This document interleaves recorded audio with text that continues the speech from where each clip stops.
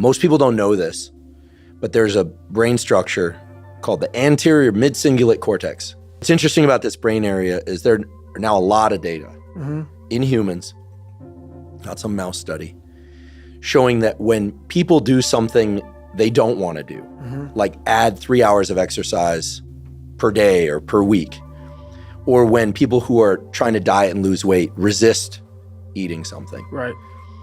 When people do anything that they, and this is the important part, that they don't want to do. Right. It's not about adding more work, it's about adding more work that you don't want to do. Yes.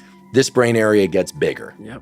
Now here's what's especially interesting about this brain area to me. And by the way, I'm only learning this recently because it's new data, but there's a lot of it. The anterior mid-cingulate cortex is smaller in obese people. It gets bigger when they diet. It's larger in athletes. It's especially large or grows larger in people that see themselves as challenged and overcome some challenge. Right. And in people that live a very long time, this area keeps its size. In many ways, scientists are starting to think of the anterior mid-cingulate cortex not just as one of the seats of willpower, Right. but perhaps actually the seat of the will to live. See, now we're talking. And when I learned about the anterior mid-cingulate cortex, I was like almost out of my seat. And I've been in the neuroscience game since I was 20. Now we're the we're same talking. age. And I was so pumped because I've heard of the amygdala, fear, prefrontal cortex, it's planning and action. I could tell you every brain area and I teach neuroanatomy to medical students. But when I started seeing the data on the anterior mid-cingulate cortex, I was like, whoa, this is interesting. Yep. And all the data point to the fact that we can build this area up. Yep.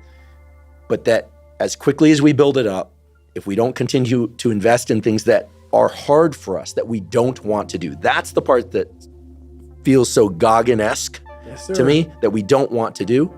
Like if you love the ice bath, yeah, I love the ice bath, and you go from 1 minute to 10 minutes, guess what? Your anterior mid-cingulate cortex did not grow. None. But if you hate the cold water, if you're afraid of drowning and you get into water and put your head under, then your anterior mid and survive, then the anterior mid-cingulate cortex gets bigger. But if you don't do it the next day, or if you do it the next day and you enjoy it, because hey, I did it yesterday, woohoo, happy me, Merry Christmas, as you would say. Merry Christmas. Guess what? The anterior mid-cingulate cortex shrinks again. Yep. To me, this is one of the most important discoveries that neuroscience has ever made, because it's that I don't want to do something, but do it anyway. That's right. That grows this area. And it's almost like I have a friend, he's been sober 30 years from alcohol. And he always says, the amazing thing about addiction is there's a cure. The problem is it only works one day at a time. Yep. And so you have to renew it every day. That's right. So the anterior mid-cingulate cortex, to me, when I learned about it, two things went off in my head. Whoa, this is super interesting. And two, I got to tell David Goggins about this. And I waited until now to tell you because I felt like for obvious reasons, I wanted to tell you and I wanted to tell you here. Well, I love that because that's how I've lived my entire life. I don't know anything about that. But people go, man, you have such a strong will. It's something that you build. Like, I never forget, I was on a podcast one time, and this dude goes, you were blessed with a strong mind. Like, the hell are you talking about? I was blessed with a strong mind. That's something that you have to develop. You develop that over years, decades of suffering and going back into the suffer. That's why a lot of people who graduate Navy SEAL training, they want to know, I talk about it very openly all the time. A lot of guys don't want to go back into that water. Don't want to go back into the hard stuff. Maybe not anything hard. Anything hard in life. Once you get through it, it's like you become a POW. Like how many POWs want to go back to POW camp? None.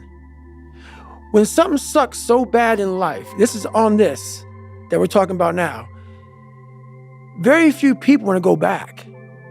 They're happy they graduated. I realized I'm the same way. I don't want to go back. I have to go back. I must go back because that is exactly where all the knowledge of my life exists. was back there and what you're talking about. Well, I didn't know anything about this, but how I grew a will was constantly doing these things to now, it's just life. I wake up, while it still sucks, it's just life. You don't sit back and like, oh my God, like I have days I don't want to do it, but I know I'm going to do it. I know from years of just doing it. So that's beautiful. And this is why I came on here with you today. And I'm glad that you're talking about this, because human beings need to hear this. They need to stop hearing these hacks. To grow that thing, how do you grow it? Do it and do it and do it and do it. That's the hack. I feel like knowing the name of something, anterior mid-cingulate cortex, doesn't fundamentally change us. But one thing I like about biology is that willpower, if somebody feels they don't have it, feels like this thing that other people have, but everybody, unless they're brain damaged, like a hole through their head, has 2 anterior mid-cingulate cortex, 1 on each side of their brain. Everyone has 1. They have 2. So I feel like it's just a question of opening the portal. And the portal, I'm going to say 10 times and forgive me, is I think people go, oh, I do hard things. I do sets to failure, and then I do forced reps. I love training with weights. I love doing sets to failure. I even like forced reps. But guess what? I like forced reps. So I'll tell you, they don't build my anterior mid-cingulate cortex. Because I like to do it. That's right. Anything you like to do is not going to enhance this aspect of willpower. And it seems so obvious once you hear it. You kind of go, oh yeah, of course. But I think you really close that loop for people when you share what you're sharing today and what you've shared elsewhere before as well, when you're trying to explain the friction is the critical ingredient. Right.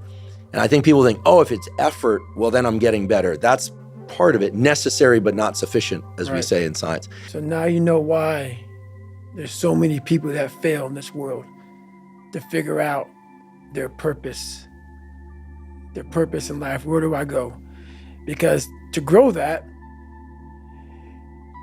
while you may not look like me, how my daily life looks, it don't look fun. Don't look fun. So it's a choice that people have to make in life.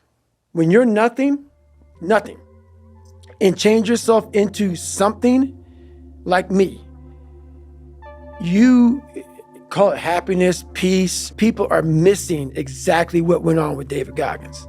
Why don't you smile? I do. But I figured something out. That's why you'll never hear me say I'm missing something. I found it years ago. You find it in the suck. You find it in the suck, and you find it repeatedly in the suck, to the point where you know exactly who you are. Most people are missing something because they don't know who they are. They never examine themselves. They've never done this experiment on themselves. The lab rat, we're all lab rats, but you're also the scientist. You create your own self. Most people are missing something because there's so much trapped in there